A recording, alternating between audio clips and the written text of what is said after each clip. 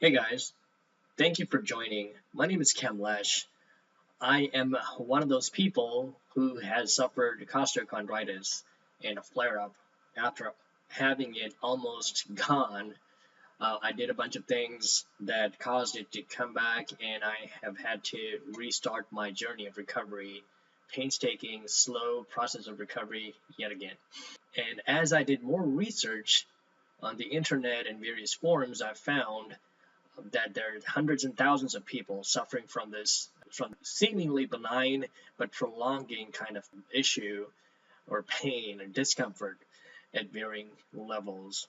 So I wanted to put together a quick tutorial or a video to basically help those in need of this or who are suffering from this, to give them a sense of hope that this can be healed, as I have, and there are a few others that have successfully healed it completely and returned back to their normal lives. Now, again, I'm not a doctor, nor do I claim to be one, but these are primarily my own personal examples of having dealt with this condition and having been to the doctors and the treatments available or lack thereof, and research, hours and hours and hours of research and experimenting with different alternative medicines. When I say medicines, herbal, Ayurvedic stuff, oils, and so on and so forth, and a combination of subtle, in some cases, quite drastic lifestyle changes, and some improvisation on how you lead your life leading up to the recovery before you return back to doing whatever it is you have been doing. So let's define what costochondritis really is. Fundamentally, it is get the cartilages that join, as you can see in this picture. These are the cartilages that join your rib bones to the breastbone or the sternum. And the joints, these rubbery cartilages that act as the bridge, are called costochondral joints, hence why the name costochondritis, when they're inflamed. Now, when these rubbery cartilages become inflamed, that condition is known as costochondritis. My personal example, when I first had that a few months ago, back in April this year, 2018, the first time I went to the doctors, I know what caused it. I'm 99.9% sure what caused it. It was a gym injury, it was a sport injury. I was doing rows, free weights, your chest centered and resting on a pad, seated rows, free weights, of course.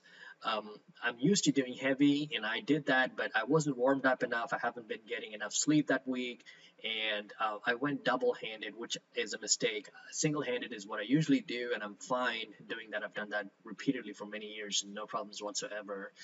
But then that day, something just wasn't right.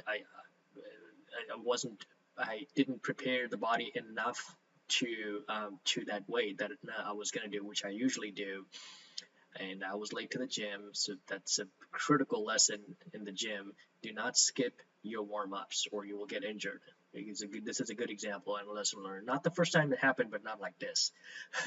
So when I went to the doctor first, they diagnosed it for intercostal muscle issue, or tears, which is another set of muscles, tiny muscle fibers between your rib bones. So that's what they thought it was, and they, gave me some naproxen and anti-inflammatory and said it'll go away on its own. It obviously didn't. I kept pushing through the workouts, which made it even worse, delayed the healing process, unbeknownst to me or even the doctors, because the doctors actually encouraged it and said, just take it easy, but keep doing it, don't stop.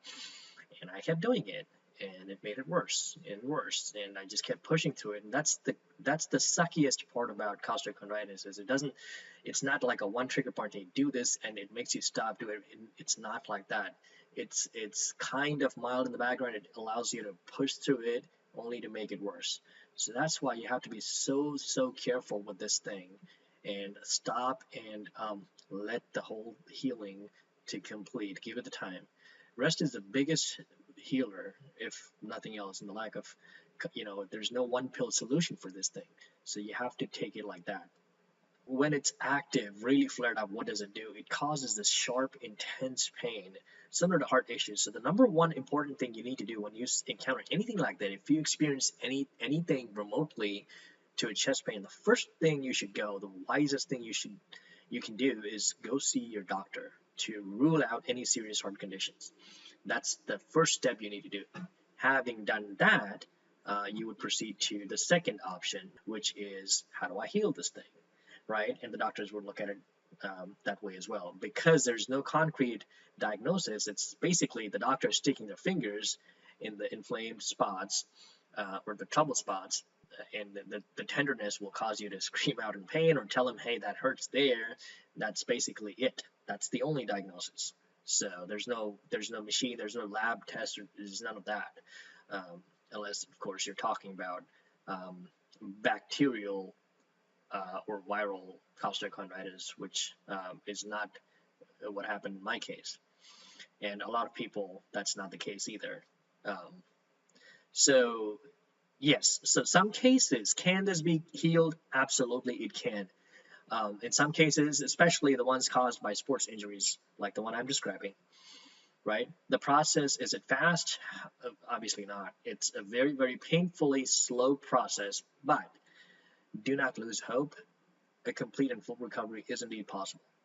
You have to show discipline like you've never showed in your life, uh, with the lifestyle changes, with what you do, what you eat.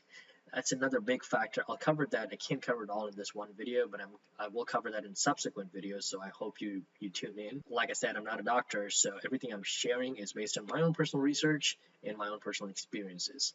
Trial and error to get back to my normal routine. I'm an athlete, so the biggest frustration for me is not being able to work out and lift. It's just, it's beyond description, the frustration. So that's what caused me to set out on this journey and find something that will help me heal. I was initially looking for heal faster, but it does not heal faster. It takes however long it takes. But if you stay at it with discipline, with commitment, you can heal, right? Again, some of the symptoms you need to watch out for is the sharp stabbing pain. That's the number one thing. That's the number one factor. It shoots right from the center of the chest to the left side, to basically outwards towards your armpit, under the nipple, the left nipple. In my case, it was. And when it's really intense, if you did something silly on top of that, like sumo deadlifts or something, lifting something bottom up, even picking up your kids or anything like that, it makes you might have trouble and difficulty breathing even, and feel like there's a pound of bricks um, lined up on your chest closer to your throat. That's that feeling, right? So it's this costochondritis. There will be at times, if you're somebody that works out constantly on a regular basis, you may have a puffed up chest, right? And it might be difficult to self-diagnose in the mirror when you're standing in front of the mirror and look at it. There will be some soreness, the good soreness, which is from the workout, right? The good pain versus the bad. But when you look at it visually, it seems like, okay, so this one's kind of puffed up too. But if you press on it 2 days after, the normal soreness would have recovered. But this abnormal soreness will still stay, and it'll actually have gotten worse because of the chest presses and whatnot. You will also have trouble cinching your abdominal muscles, which you would if you work out properly with good form. You do, the first thing is you cinch your muscles in your abdominal area region, right? A peculiar case with me, I don't know if this is common, I haven't heard people say that, but for me it was heartburn combined with some acid reflux issues as well. So it caused, because I think it pressed my chest wall and the stomach too, to a certain degree, with the weights pulling me forward as my chest was squarely on that 6-inch foam. It made me burp excessively while this pain was active at the same time, which makes it, it's kind of like a double whammy. It's like, just so, I can't describe that feeling. It's like burning up. There's like an acid thing burning up inside in your gut, and then there's this pain on top of that. It was just like excruciating. It's just, you want to eat, and every time after you've eaten, you'd get into this, you burp, burp, burp, burp, loud burp, but each time you burp, it would make you feel slightly better temporarily. And but it was just, you'd have to think like 5 times before you eat or drink anything. It was just that bad. So went to a gastro doctor and had that. He looked at it and just said, take Zantac over the counter. I've been doing that, it's worked. I don't have the heartburn anymore. I did some lifestyle changes to my diet, added a pretty common ingredient which I usually tend to avoid, um, because I trained for aesthetics, so having certain oils or food, it wasn't, particularly ideal, but I've had to add that, and it's actually helped with the burping and with the heartburn. I do still burp after eating, but it's not nearly as bad. So it's actually going away. It's subsiding considerably and consistently. So these are some of the symptoms to be aware of, and the number one thing, as I mentioned, go to your doctor, rule out any critical issues, and then you are onto this. It might give you some ibuprofen or Motrin or whatnot.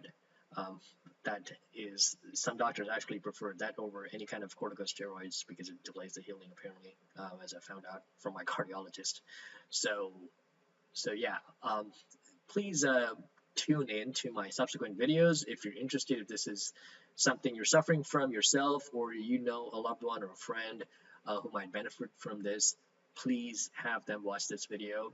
I will be including several short videos like this instead of a long giant video. Thank you very much for watching.